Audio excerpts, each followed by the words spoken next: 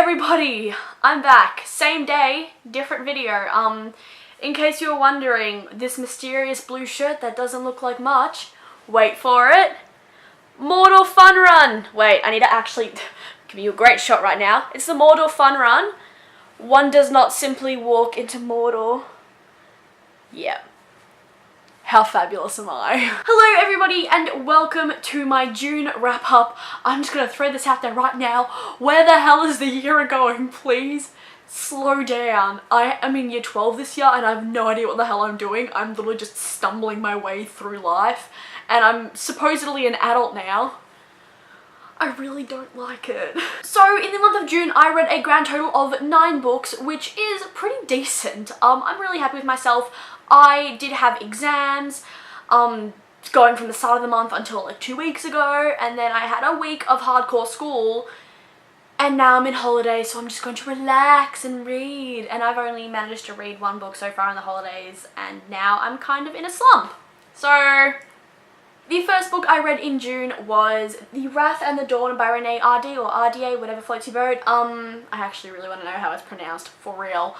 This is a retelling of the 1001 Nights from the, like, Tales of Arabian Nights stories, where basically a king marries a different girl every night and then has her killed in the morning.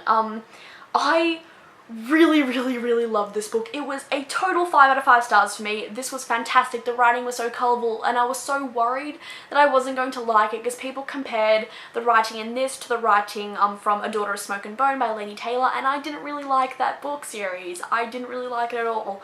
So I'm very happy and relieved that I loved this as much as I did, and I love it so much. I love the characters, I love the development, I love the writing. It was just fantastic to read, and oh my god, it makes me happy.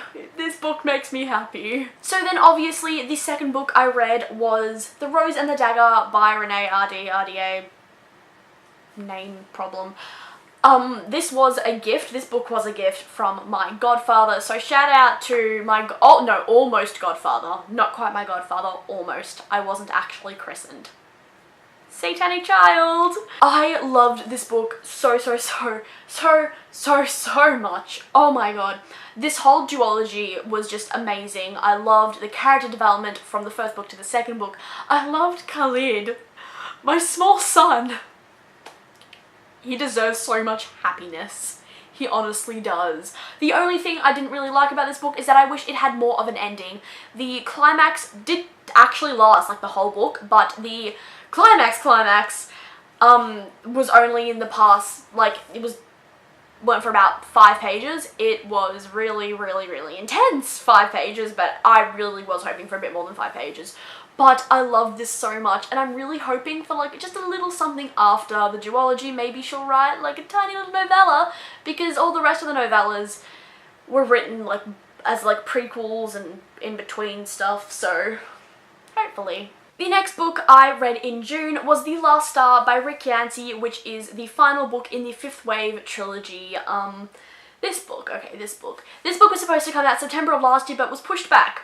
Because it was pushed back, I was thinking, you know what, it's going to be like a 500-page monster like the first book. Unfortunately, it's smaller than the second book. I'm pretty sure it's smaller, or it's just like a little tiny bit bigger. I'm pretty sure this is like 30 pages longer. 30 pages, yeah, a lot. And I was really expecting more. I gave this a 3.5 out of 5 stars. The only reason I think it didn't go down to a 3 stars because I was still riding on that high from the 5-star galore that was The Rose and the Dagger. Like, that's all there was. This book was really good, then it was really bad, then it was really good again. The climax was very well written, and even though it was sad, I did appreciate the writing style, and that's the climax made up for it. The first couple 100 pages really dragged, but the climax just did it.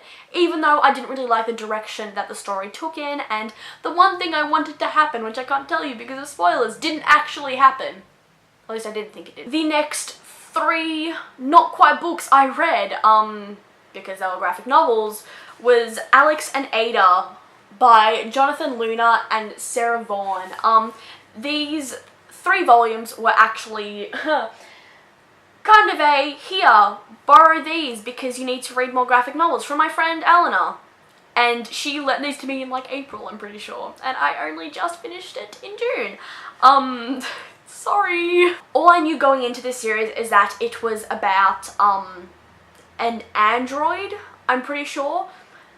And I will say that I didn't have any really high expectations going in. I was just kind of going in for shits and gigs because, you know what, if she likes it, I'll probably like it. But I very much enjoyed this whole series. It was very well written. The world building was very, very, very good and fleshed out, and I loved the storyline. I found it very, very, very fascinating. There's a lot of like very, very, very's going on here. I found it very, just one, fascinating. But the thing was, I got lost some of the time. Sometimes there would just be large chunks of information in speech bubbles that I was a bit about, so I did get kind of lost, but I did very much enjoy it. It is a very, very interesting, I'm doing it again, the repeating. It is an insanely interesting story, and I will recommend this to people who don't know what to read graphic novel wise. It is a very, very, very good series. The next book I have is I've Got Your Number by Sophie Kinsella, which I gave 5 out of 5 stars. This book, okay. I have only read one Sophie Kinsella book before I read this, and that was Finding Audrey, which I liked, did not love. It was very, very, very, I'm doing it again, I'm doing the repetition thing. It was kind of childish in the way that the characters were, which I guess it was realistic because the character was like 14 years old, I think Audrey was about 14. But this one, I loved this one so much. I loved Poppy, she was hilarious. I actually laughed the whole way through this book. It was fantabulous. And this book is actually quite thick. It's about 460 pages, I'm pretty sure. Yep, 459 pages, literally, 459 pages. And I really, really enjoyed it. It was amazing. I loved Poppy and I loved Sam and I loved their relationship. It was slow burn, but they got there in the end. The only thing I didn't really like about this book is that I wish there was a bit more after they got together, because the whole book's just building up towards this grand gesture of like love and acceptance and stuff, where Poppy's gonna finally leave that douchebag of a fiance and end up with Sam, and in the end it was like 3 pages of like, we're together now. So I really wish there was a bit more, but there isn't. The next book I read was The Unexpected Everything by Morgan Matson, and I gave this 5 out of 5 stars.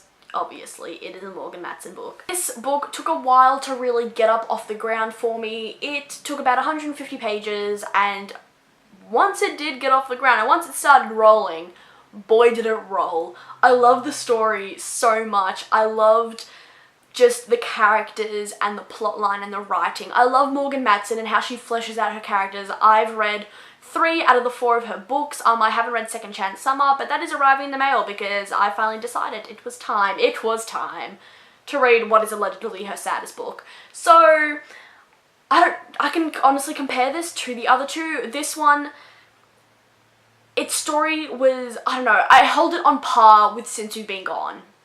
It's on par with Since You've Been Gone, and Amy and Roger's Epic Detour is just a little bit over the top, but I did absolutely love the characters in this. I loved Andy, and oh my god, she was such a fantastic character, and how she shut people out and why she shut people out. You could just honestly see how uncomfortable she was with letting people know who she really was. And Clark, I love him.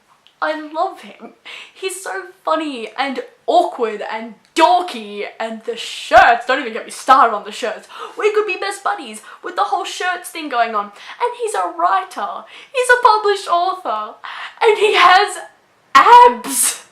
The guy has abs. I can't. In all honesty though, I really absolutely love the story. It was so real. The characters were fleshed out. Especially, the thing I loved especially about the story is that friendships don't last forever.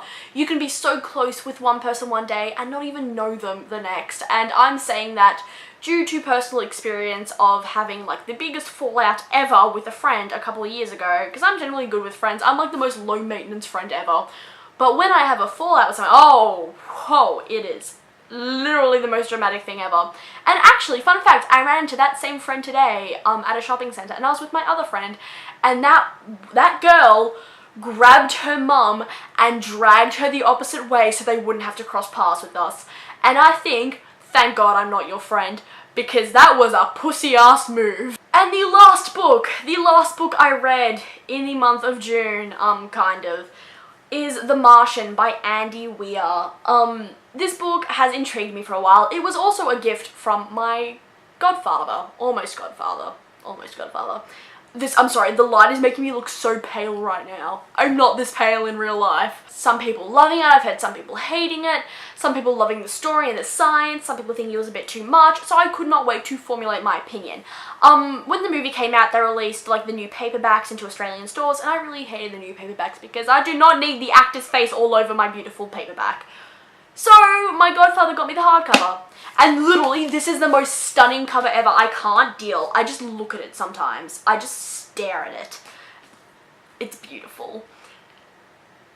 And I love it. This book I gave 4 out of 5 stars. The reason it lost a star though is because sometimes I just got lost. As a science student, I should really understand what's going on. In actuality, I don't. I'm not that intelligent, I've come to know. A lot of the biology stuff, I was just like, whoop, I understand. But a lot of the chemistry stuff, I was like, that. So the humor was on point. It made me laugh the whole way through. And I read this during like the school week. So I would read 100 pages the night before, and I'd come to school the next morning, and as soon as my friend arrived, I'd sit there and be like, read this, read that, read that. It's so funny. This guy has my humor. I loved this book so much, and I love the series. I love this book so much, and I did actually watch the movie immediately after I finished. I literally read the book, I finished the book, 5 minutes later, laptop open, movie playing. And I have to say that the book has better humour, but the movie, I think, just explained things a bit better in terms of science, and it was a lot more compact, even though some things I was really hoping to see in the movie didn't really happen.